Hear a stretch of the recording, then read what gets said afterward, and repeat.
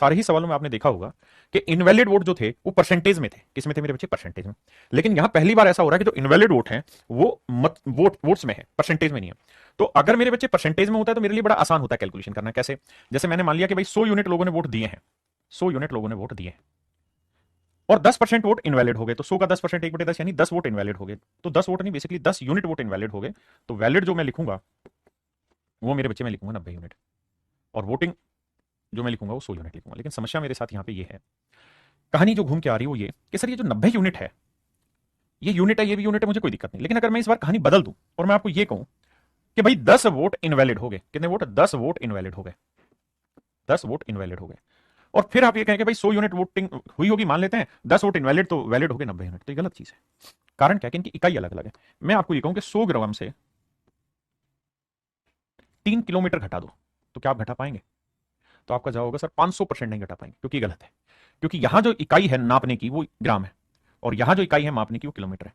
और जब तक ये दोनों चीजें सेम नहीं होंगी, जब तक घट बढ़ नहीं सकता, जब तक मेरे प्यारे बच्चों घट बढ़ नहीं सकता। तो कहने का मतलब यहां ये है कि सर आपको इन्हें साफ करना होगा, और ये बात दिमाग में डालनी होगी कि कभी भी यूनिट से एक्चुअल वैल्यू घटाई या जोड़ी नहीं जा सकती, ना घटा सकते ना जोड़ सकते, सिर्फ कंपेयर कर सकते हैं। तो फिर कैसे करें? देखिए मेरे प्यारे बच्चों, अब ध्यान से मेरी बात सुनिएगा। मैं दो तरीकों से इस क्वेश्चन को एक्सप्लेन करूंगा, थोड़ा समय लेगा बट अच्छे से समझ में आएगा। कह रहा जी 20% लोगों ने वोट ही नहीं दी, तो मैं मान लेता हूं वोटिंग लिस्ट जो है, वोटिंग लिस्ट जो है उसमें 100x वोटर। आप कहेंगे सर अभी तक आप जो मान रहे थे वो ये मान रहे थे कि वोटिंग लिस्ट में 100 यूनिट वोटर है, लेकिन इस बार आपने माना 100x। क्या कहानी है उसका भी राज खोलूंगा, 2 मिनट शांति रखना। सवाल में कह रहा है जी कि 20% लोगों ने वोट ही नहीं दिया। तो मेरे प्यारे बच्चों ये बताओ 100x का 20% कितना हुआ? तो सब 20x। इसका मतलब 20x लोगों ने वोट ही नहीं दिया। तो वोट कितनों ने दिया? तो सब 80x लोगों ने वोट दिया। बिल्कुल ठीक है। अब सर 80x लोगों ने वोट दिया, अब ये बताना कि जिन्होंने भी वोट दिया उसमें वैलिड कितने? सर पंगा है। क्या पंगा है? कि जो वोटिंग हुई उसका परसेंटेज नहीं निकल सकता। इस बार उसने खुद कहा कि भाई कहां का या 82,560 वोट जो हैं वो इनवैलिड है। 82,560 votes are invalid. 82,560 vote invalid है मेरे प्यारे बच्चों। तो इसका मतलब वैलिड वोट हुए 80x माइनस 82,560।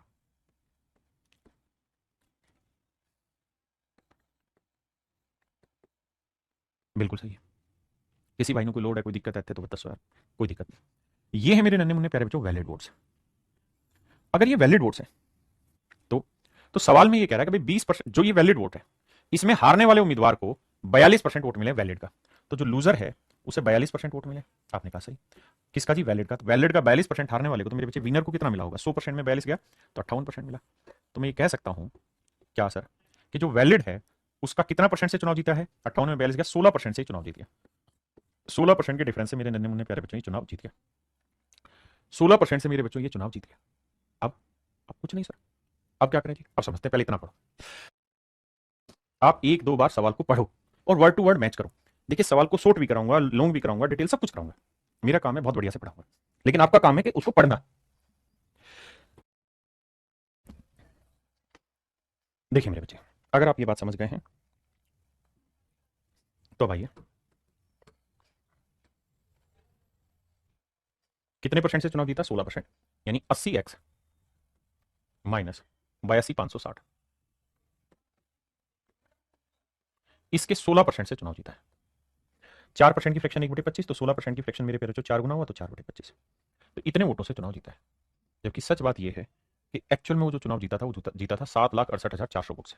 क्योंकि वो हारा था तो दूसरे वाला जीता होगा, तो हम ये कह सकते हैं कि हार गए इतनी वोटों से 7,68,400, तो ये जीता होगा 7,68,400, 7,68,400। बहुत सुंदर। अब मेरे प्यारे बच्चों हमें यहाँ कोशिश करनी पड़ेगी और एक्स फाइंड आउट करना पड़ेगा। क्या करना पड़ेगा मेरे बच्चे? एक्स फाइंड आउट करना पड़ेगा। आओ समझाता हूँ कैसे। देखिए हर चीज का तरीका है, पहले डिटेल फिर शॉर्ट भी समझेंगे। 4 से काटेंगे सर, 4 एकम 4। हाँ जी, या तो वैसे इसको 16/100 ही रखें तो 16 से काटना ज़्यादा आसान है ना? 16 से ही काटता हूँ। ये जो 4/25 थी ना इसकी फ्रैक्शन, इसको 16% को मैं 16/100 ही लिख लेता हूँ। 16/100 ही लिख लेता हूँ। पता है किसी भी क्वेश्चन की लैंग्वेज तोड़ना, उसे डिटेल में करना, ये बहुत जरूरी शुरुआत के टाइम पे। एक बार सीख गए उसका छोड़ समझाता हूँ। और ये सारे पेपर के क्वेश्चन 16 से बांटते हैं। 16 का 16, 16 32, 16 43, 16 64, 16 85, 16 चौको 64, 64 घटाएंगे बचा 12, बचा 128। ठीक है जी, 12 घटाया 8 है, 16 7 112, 16 8 128। बहुत सुंदर जी। फिर जीरो, फिर 4 ना गया, 16 दूनी 32, 8 है 16 पंजे 80। यह है मेरे बच्चे 48,025। किसी भाई को कोई लोड है, कोई दिक्कत है नहीं। अब मेरे प्यारे बच्चों 100 से इसे गुना करोगे, ये 100 इधर ले जाके गुना करोगे तो यह आएगा 4 लाख, मतलब 480 और 25 और उसका 2 जीरो और। आपने कहा जी ठीक है। अभी 82,560 उधर जाएगा मेरे प्यारे बच्चों, क्या होगा, प्लस हो जाएगा। नहीं, हमने एक मिस्टेक करी है भाई कहीं ना कहीं है भाई। 16 चौको 64, कितना बचा 12, 16 8 128 जीरो। यहां मिस्टेक कर दी, इसको भाग देने में गलती करते हैं। बिल्कुल बिल्कुल, यहां भाग देने में गलती की हुई है। देखो यार, 16 चौको 64 भाई, बचा 12, फिर 8 उतारा, 16 8 128 जीरो आ गया। अब उतारा 4, भाग गए ना जाने की जीरो, फिर उतारा जीरो, 16 दूनी 32, ठीक है, और 16 पंजे ठीक तो है यार, फिर कहां दिक्कत है भाई।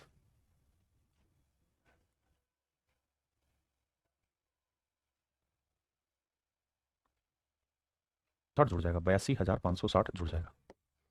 जीरो, 10 में 6 गया 6, 5 5 10, 2 2 4 1 5, 8 8 4। अब ये रिप्रेजेंट करेगा मेरे बच्चे 80x को। तो 80x की वैल्यू आई 4 लाख, मतलब 4 करोड़ 48,85,85,060। आराम से, परेशान नहीं होना, शॉर्ट भी समझाऊंगा। दिक्कत यह है कि आप समझने को तैयार हो, एक बार लैंग्वेज लैंग्वेज समझ के तो खेल हो जाएगा। ये वैल्यू मेरे प्यारे बच्चों 80x की। अब मुझसे सवाल में पूछा क्या है, मुझसे सवाल में ये पूछा है लैंग्वेज में कि भाई आपने ये बताना है देन द इनवैलिड वोट्स, कि इनवैलिड वोट्स जो हैं वो कितना परसेंट है किसके, जो वोट नहीं डाले गए। तो मेरे प्यारे बच्चों, इनवैलिड वोट तो ये वाले थे, और जो वोट नहीं डाले गए वो कितने, 20x। तो अगर 80x की वैल्यू इतनी है तो 20x की वैल्यू निकालने के लिए क्या करेंगे, 4 से भाग दे देंगे दोनों तरफ। तो 4 एकम 4, 4 दूनी 8, 4 दूनी 8, 4 एकम 4, है ना, 4 दूनी 8, 2 4 5 4 6 24 और 4 5 20। ये वैल्यू आ गई मेरे प्यारे बच्चों 20x की। तो सवाल में मुझसे ये पूछ रहा है कि भैया 82,560, 82,560 इस वैल्यू का 12,21,265 का कितना परसेंट, 12,21,265 का कितना परसेंट, ये मेरे प्यारे बच्चों मुझसे सवाल में पूछा जा रहा है।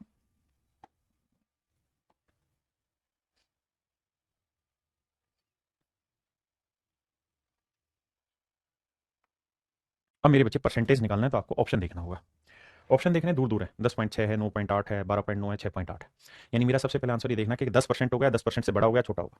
तो देखो यार, 12,21,265 का 10% जानते हैं कितना होगा, 1,22,126.5।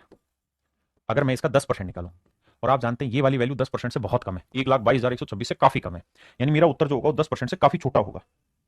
तो ना ये हो सकता, ना ये हो सकता, ना ये हो सकता, क्योंकि 10% से काफी छोटा होगा तो मेरे पेयर ऑप्शन आएगा टी, यानी 6.8%। ये मेरा राइट आंसर। अब मेरे बच्चे ध्यान से देखिए कि अगर ऐसा सवाल पेपर में आता है जिसकी कैलकुलेशन इतनी लेंदी है और इसे अगर पेपर में करना हो तो किस तरह से किया जाए।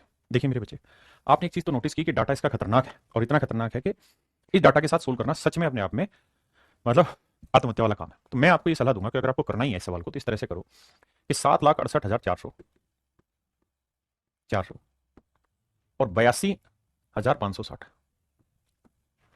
ये दो चीजें, ये तो है मेरे प्यारे बच्चों डिफरेंस, जिससे जीतने वाला है हारने वाला, जिस डिफरेंस से जीता या हारा है, और ये है मेरे प्यारे बच्चों इनवैलिड वोट्स। अगर हम इतने बड़े डाटा के साथ डील करेंगे तो नेचुरल हमारा समय भी खराब होगा और हमें दिक्कत होगी काफी। दूसरा, हमें ये भी पता है कि ऑप्शन बहुत दूर दूर है, तो मेरी कोशिश यहाँ ये है कि थोड़ी स्मार्ट अप्रोच पकड़ने की।